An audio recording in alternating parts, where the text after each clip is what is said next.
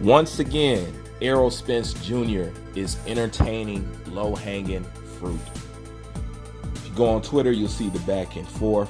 What Errol Spence is responding to is the fact that Romero called out Errol Spence and said he's coming for Errol Spence. Errol Spence responds, all dude is take his tune-ups and stuff like that. And basically saying in a nutshell, he'll also wash Romero. And a lot of people are like, come on, dog, you can't be serious. But I want y'all to look at this a totally different way. Number one, the people that Errol Spence choose to entertain doesn't make no sense. The reason why I say it, because if he stayed silent during his Terrence Crawford assault on Twitter, y'all remember that, to the point where somebody even made up a fake account to respond for EJ because EJ wasn't responding, then why does he entertain all this low-hanging fruit? It doesn't make no sense. But this is how I'm looking at it. Now you putting on Bruce goggles right here. If you ask me, they told Rolly to say what he said. Number one, look at the media platform he put that out on. Fight Hype, right? Look at the fact that Errol Spence is even entertaining or even responded to it. Okay? Now, if you think of the fights that they trying to sell you, Helenius, Wilder,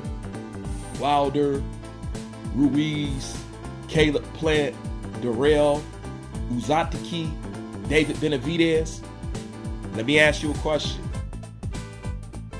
Is it really far-fetched to think that PBC will try to make a Rolly Romero Errol Spence fight? When you think about it, it's not far-fetched at all, is it? Nowhere near it.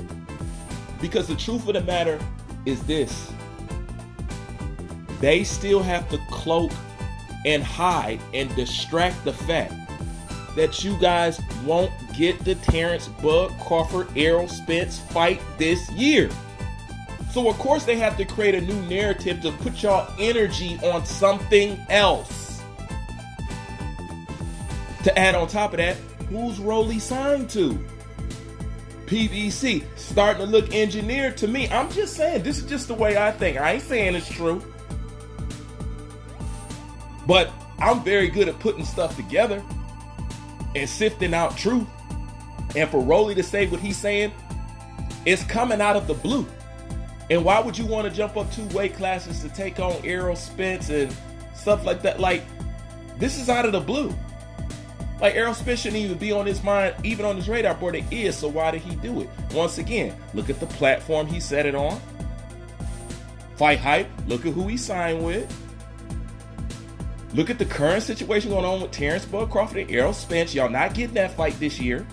You guys already know what's going on with PBC Showtime. I did a video on that for you. So, do you think it's far-fetched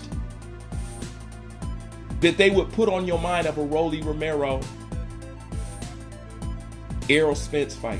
A guy coming up 2 weight classes.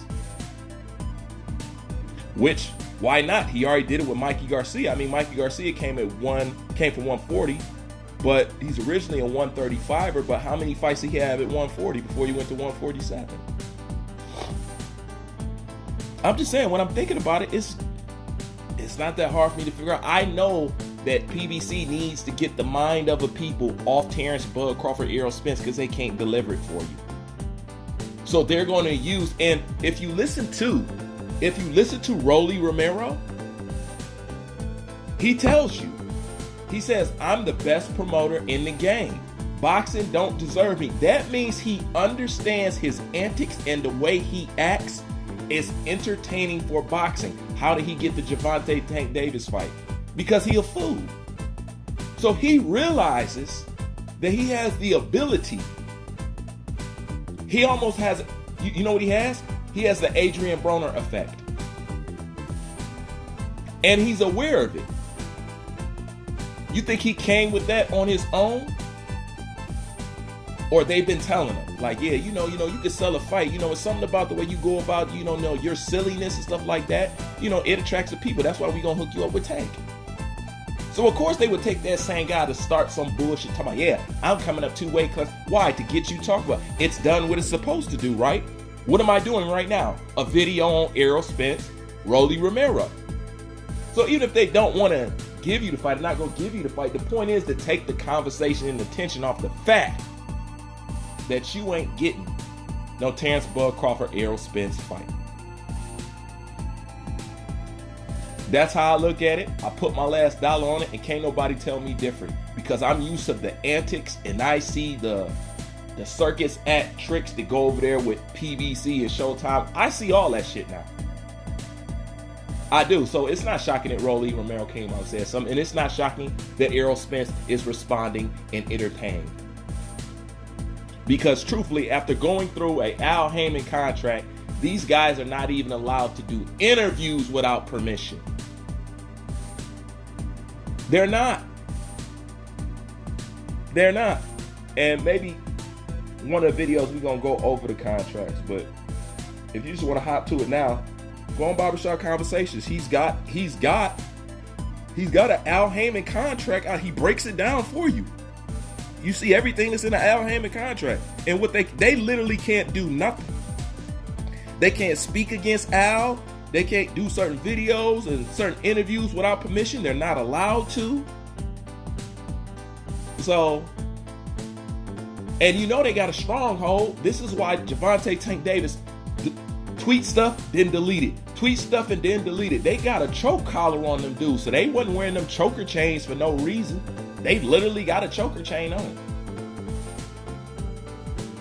But you guys asked me, that's what I think about it. And that's what I honestly feel. Just look at the setup. Just look at where he's from. Look at who put it out. Look at Errol Smith. Look at the whole situation. Look at Showtime PBC. Look what's going on. Put it together, y'all. Like, comment, subscribe. Bruce Vane, I'm out.